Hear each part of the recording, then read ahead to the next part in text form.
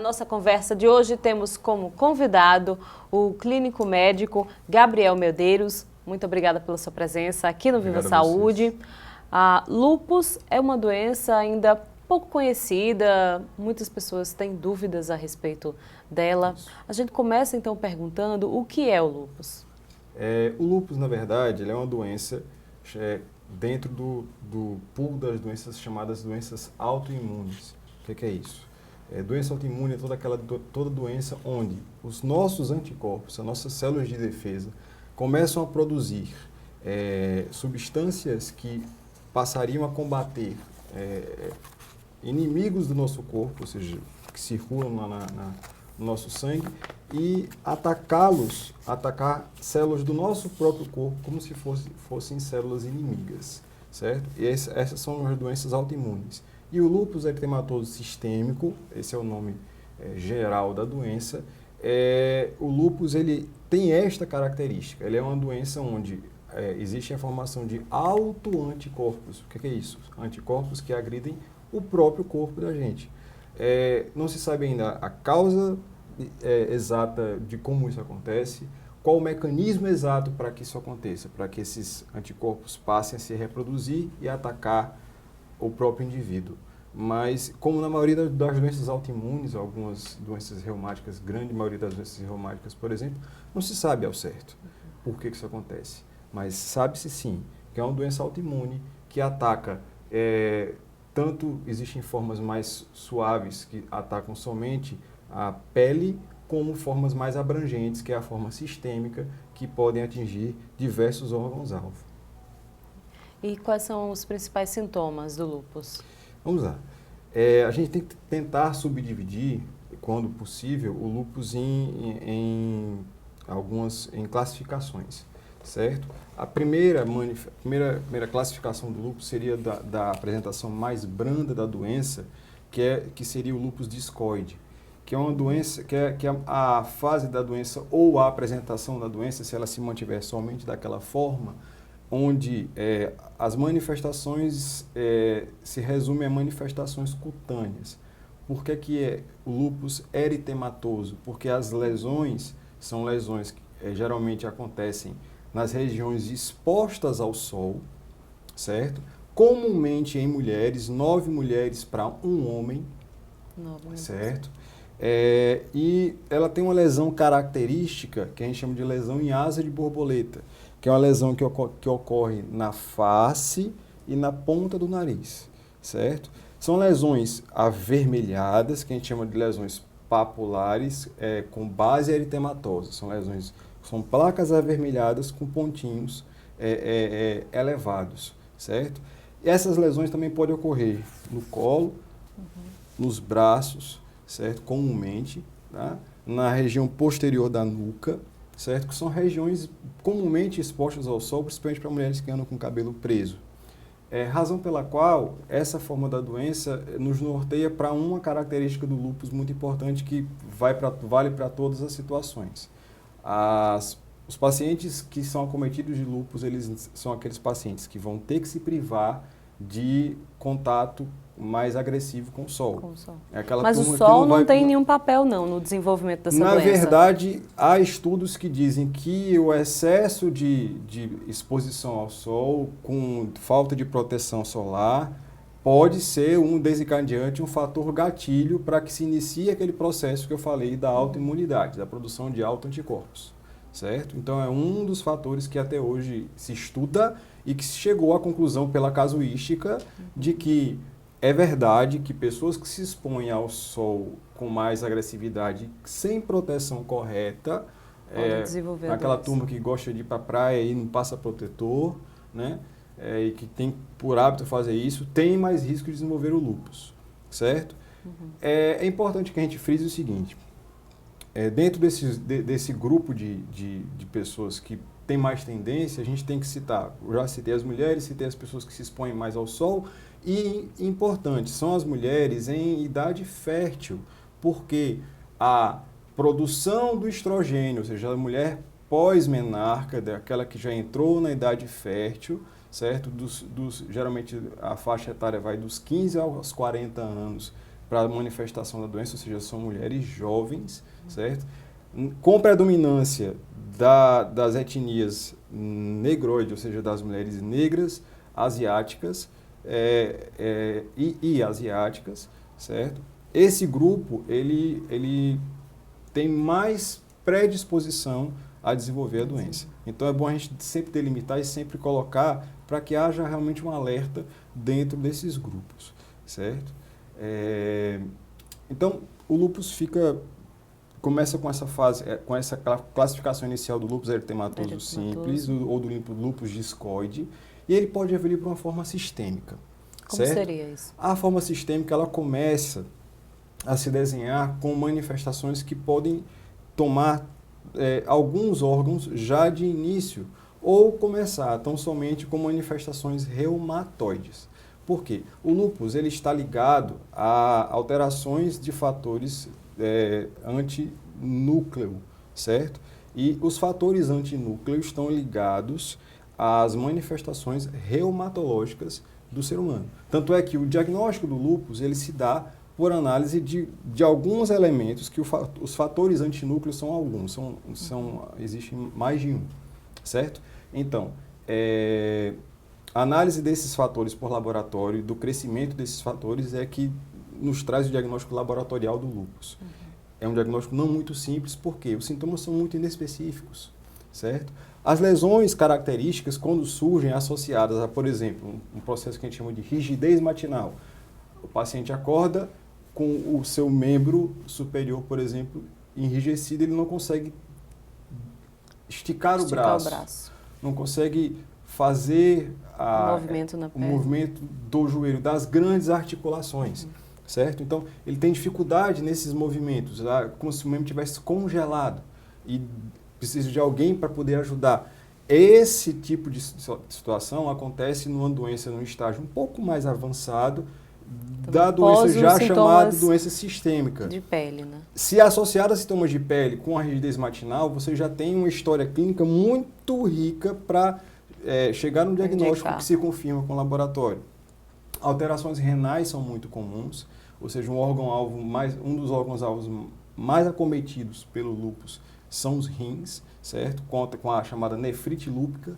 Tanto é que, dentro dos exames gerais para diagnóstico do lúpus e para investigação em que forma esse lúpus se apresenta no indivíduo, existe a biópsia renal como rotina, certo? Você faz uma punçãozinha, tira um pouquinho de tecido, coloca na lâmina para fazer biópsia do rim, para ver se esse rim está ou não acometido pelo ataque desses autoanticorpos, gerando a nefrite lúpica, certo? Coração. Podem haver alterações cardíacas que se iniciam com alterações de ritmo e pode haver dor torácica também, porque existe a chamada cardite lúpica, que geralmente se dá por uma inflamação do pericárdio, chamada pericardite lúpica, que é aquela serose, aquela membranazinha que envolve o coração, certo? E as alterações inflamatórias dadas pelos autoanticorpos vão atacar o pericárdio. Isso pode gerar arritmias e algumas situações e alguns sintomas relacionados à pericardite, certo? Dor torácica, arritmia cardíaca, às vezes taquicardia, certo? Às vezes uma certa dificuldade de respirar. E essa dificuldade de respirar pode estar associada a outro sintoma sistêmico do lúpus, que é a pleurisia. Eu falei que existe uma membrana que envolve o coração que é o pericárdio, e uma membrana que envolve os pulmões, que é a pleura. E esta pleura, ela também pode ser atacada pelos autoanticorpos, certo? Gerando uma dor que, quando você vai fazer a incursão respiratória, você sente doer e restringe a sua respiração. Você para porque está doendo. É a chamada dor pleurítica, então, certo? Afeta muitos órgãos do sistema, né? Quando ela se apresenta da forma sistêmica, que é a forma mais severa, mais grave, né? Mas que é a forma que pode evoluir, pode evoluir na ausência de um tratamento e de um acompanhamento adequado para formas graves da doença, certo? Ou seja, hoje em dia, graças a Deus, através do avanço da medicina, isso tornou-se o inverso do que era há 25, 30 anos atrás. Antigamente não se conhecia a imunologia. não se conhecia, não se sabia muito bem como lidar com esses autoanticorpos, com essa ameaça ao próprio corpo, e não sabia-se como se fazer um manejo correto da doença, então as mortes eram muitas. Hoje em dia a gente sabe que raríssimas pessoas morrem em decorrência de complicações do lúpus eritematoso. Hoje em dia, há médicos que dizem, há correntes que dizem, ninguém morre mais de lúpus. Morreu por outra coisa, ou então morreu porque não foi acompanhado. Então, essa evolução junto com os estudos, né? Então, muita coisa, porque antes se acreditava não poder fazer, no caso, a mulher engravidar, teria-se um quadro muito mais grave a respeito da doença em relação a hoje, né? O que é que mudou em relação a isso, aos estudos, o que já foi se descoberto, como evoluiu aí as formas de tratamento, como é que aconteceu essa evolução? A gente tem uma grande diferença do antigo, um grande norte para a gente entender como as coisas são diferentes, há 20 anos atrás, ou seja, não tão muito tempo, as pacientes que desenvolviam o lúpus durante a gravidez, ou a primeira infecção, ou já tinham lúpus e tinham uma exacerbação do quadro de lúpus durante a gravidez, elas eram proibidas de engravidar, certo? Proibidas. Hoje em dia, isso caiu por terra, tá? Por quê? Há a possibilidade de, primeiro, evitar que haja a passagem do lúpus para a criança, que é o chamado lúpus neonatal, através da dosagem e do controle com medicações de um autoanticorpo chamado anti-Ro, certo? Que está dentro do FAN, que é aquele fator antinúcleo, tá? Então, são vários fatores, esse é um deles. Então, a dosagem desses fatores, com a observância correta da gestante com relação a alguns cuidados que ela tem que tomar, dão para ela tranquilidade em termos de usar algumas medicações que não fazem mal ao feto, certo? E de não passar a doença para o feto, não transmitir e não permitir que a criança nasça com o lúpus neonatal. Antigamente isso era praticamente impossível, não existia a possibilidade. Essa possibilidade. Hoje, em que se baseia o tratamento? Primeiro, nas formas mais brandas, você vai tratar as lesões como as próprias lesões de pele, então medicações para as lesões, o corticoide tópico e outras medicações para a pele. Aquela questão da exposição solar. O interessante seria realmente haver a mínima possível exposição ao sol. A gente sabe que a gente precisa de sol, por exemplo, para metabolizar a vitamina D. Por isso que algumas dessas pacientes, eu falo essas porque a grande maioria são mulheres, fazem ingestão de suplementação de vitamina D, por exemplo, certo? Na sua formativa, tá? Mas quando há necessidade premente de exposição ao sol, em períodos mais prolongados e em horários onde os raios ultravioleta estão mais fortes, é necessária a proteção em fator de proteção solar 60, certo? Se usam os anti-inflamatórios não esteroidais, os anti-inflamatórios mais comuns, para lidar com as lesões, tanto as lesões de pele, que às vezes têm caráter inflamatório importante, incomodam bastante, como com as lesões reumáticas, como com relação às dores, a pleurisia, a própria pleurisia, dor pleurítica, pode se beneficiar com esse tipo de medicação. Corticoide, aí a gente já vai avançando um pouco mais. O anti-inflamatório, ele vai ter uma ação anti-inflamatória e combatendo o avanço de autoanticorpos. Então, corticoides desde baixa dose até doses mais elevadas, que a gente chama de pulsos e chamado pulsoterapia.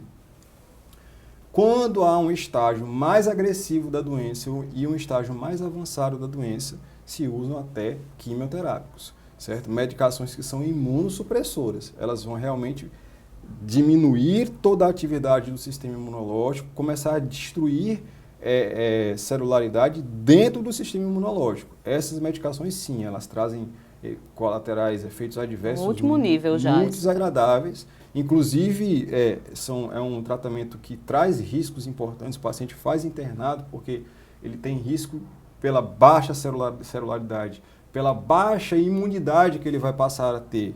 Ele caem os níveis de imunidade desse paciente, ele vai ter uma leucopenia importante e isso pode abrir chance para infecções oportunistas, certo? Então, é um paciente que tem um estágio avançado de lúpus, que precisa entrar com um tratamento quimioterápico.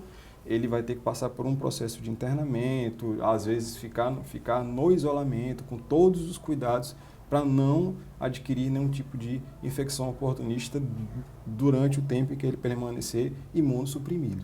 Agora, doutor, existe algum fator hereditário ou algum fator que pode, assim como o sol, o excesso de sol, pode fazer com que a doença se desencadeie? Bom, a agregação genética, a gente chama de, existe uma diferença entre agregação genética e herança, doença gerada por herança, certo? A gente sabe que o lúpus ele não é transmitido, não é uma doença hereditária, certo? Primeira coisa. Mas a agregação genética é positiva, ou seja, se nós temos uma mãe que é portadora de lúpus e um pai que tem pais que tiveram lúpus, certo? A chance do filho vir desenvolver, e da filha mulher principalmente desenvolver lúpus é maior. Então, há uma chance maior, ou seja, agregação genética positiva, mas não é uma doença genética, não é uma doença ligada a gene, certo? Segunda coisa, não é uma doença transmissível, certo? A não ser na condição mãe-feto através da barreira placentária pelo fator antinúcleo, que a gente chama de fator anti-Ro, certo? Quando esse fator passa, não há um acompanhamento da gestante portadora de lúpus e isso pode atravessar a barreira placentária e passar para o filho. Essa é a única situação onde há transmissibilidade do lúpus eritematoso. Em outra forma, não, nem em contato direto, contato com lesão, não há transmissibilidade. Não é uma doença contagiosa, certo? Com relação a fatores, o sol é um dos fatores. A exposição a medicamentos, existe uma característica... hoje em dia, se tenta colocar menos essa definição de lúpus medicamentoso. Mas existem casos onde o uso de alguns tipos de medicamentos, geralmente ligado, esse uso geralmente está circunscrito entre alguns antibióticos e alguns anti-inflamatórios, podem gerar formação de autoanticorpos e que a interrupção do tratamento com essas medicações, identificado o medicamento que causou o problema, pode fazer com que a doença retroaja. Certo? Então, em alguns casos, não é a maioria da casuística, mas em alguns casos, o lúpus pode ser induzido, sim, por fármacos. E para a gente terminar, como é que o paciente com lúpus pode ter uma vida saudável, pode conviver com a doença? Então, como a gente falou, ninguém morre mais de lúpus. E o paciente com lúpus, ele pode ter, sim, uma vida adaptada e relativamente normal, certo? Ele vai ter que obedecer o ritmo do seu corpo. O paciente com lúpus, ele tem um pouco mais de fadiga, então ele vai ter que obedecer um ritmo mais cadenciado de vida, certo? O paciente com lúpus, ele vai ter que se privar da exposição ao sol, ele vai ter que se policiar com relação a alguns tipos de práticas de atividade que não causem problemas às suas articulações, não sobrecarreguem suas articulações em caso de apresentação cutânea da doença, e ele vai precisar sempre ser acompanhado por um reumatologista, que é o profissional habilitado para acompanhar as alterações e direcionar o tratamento desse paciente, porque o lúpus não tem cura. Então, o lúpus é tratável e controlável, mas ele não tem cura. Muito obrigada pela sua participação aqui no Viva Saúde. Obrigado a vocês. No próximo bloco, a gente vai saber como é possível viver bem com o lúpus e quais os principais cuidados para quem tem a doença.